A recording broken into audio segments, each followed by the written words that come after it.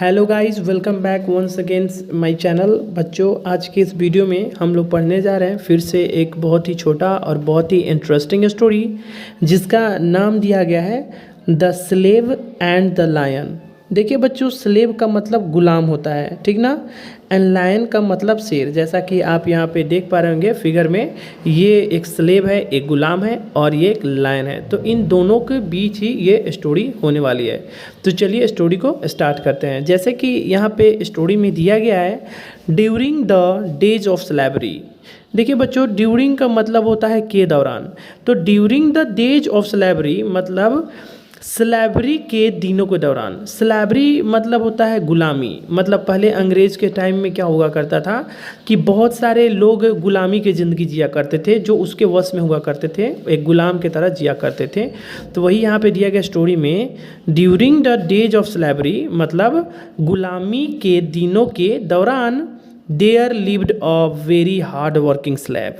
There lived a very hard working slave का मतलब हुआ कि एक बहुत ही हार्ड वर्किंग स्लैब रहता था, एक बहुत ही कड़ी मेहनत करने वाला एक गुलाम रहता था। वन डे, एक दिन, टू गेन। देखिए, टू गेन का मतलब होता है प्राप्त करना, ठीक ना। एंड फ्रीडम मतलब आज़ादी, स्वतंत्रता। तो वन डे, एक दिन, टू गेन मतलब प्राप्त करने के लिए, फ्रीडम आज़ादी यानी स्वतंत्रता प्राप्त करने के लिए, ही रैन अवे मतलब वह जो गुलाम था, ही रैन अवे हो गया, वह रैन अवे हो गया मतलब भाग गया, फ्रॉम हिज मास्टर हाउस मतलब अपने मालिक के घर से। मास्टर मतलब मालिक होता है, ठीक ना।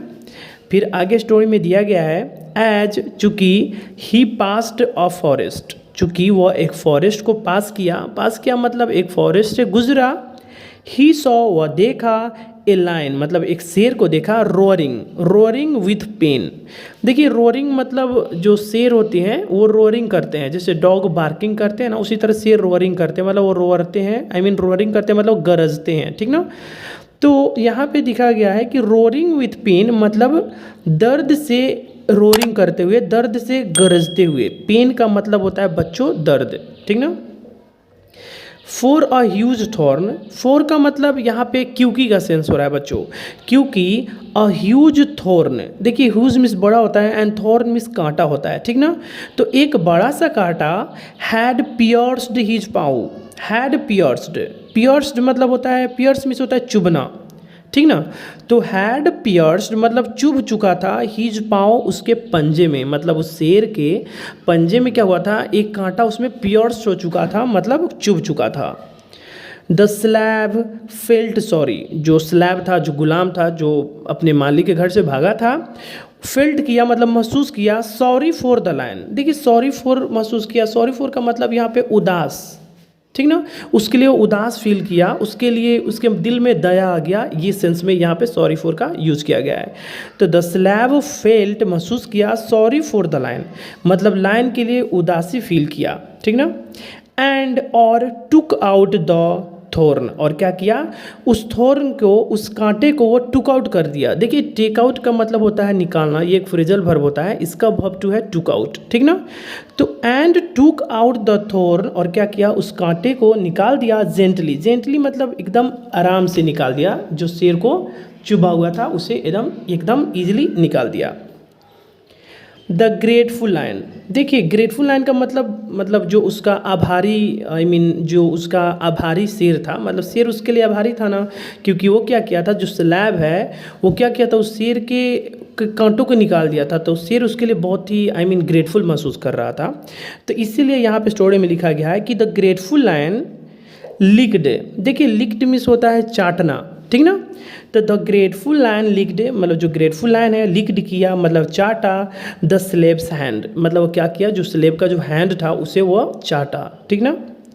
बट लेकिन जस्ट देन उसी समय, बोथ ऑफ देम मतलब दोनों, वर कैप्चर्ड मतलब वो दोनों क्या हो गए, कैप्चर्ड हो गए मतलब गिरफ्त में आ गए, किसी के मतलब किसी के शिकंजे में आ जाना, तो वो गिरफ्तार हो गए बाय द सोल्जर्स। किसके द्वारा, तो सोल्जर्स के द्वारा मतलब कुछ सैनिक के द्वारा। ठीक ना।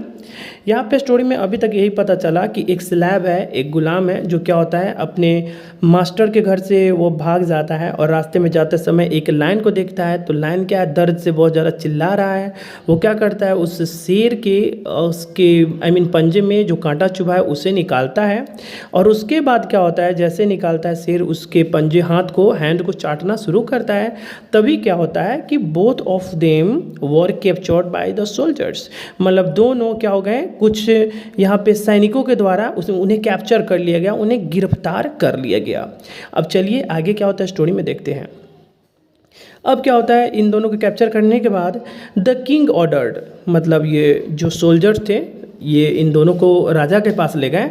तो वहाँ पे राजा क्या मतलब आदेश देता है, तो यहाँ पे दिया गया है द किंग ऑर्डर्ड, किंग ने आदेश दिया let the run away slab be thrown, क्या करो कि जो भागा हुआ जो स्लैब है ना, जो भाग गया था जो गुलाम, उसे थ्रोन कर दो, उससे फेंक दो इन front of A Hungary land, किसके सामने, तो इन फ्रंट ऑफ का मतलब होता है के सामने, ठीक ना।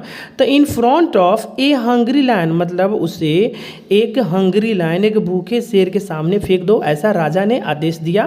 किसको फेंकने के लिए, तो इस गुलाम को फेंकने के लिए।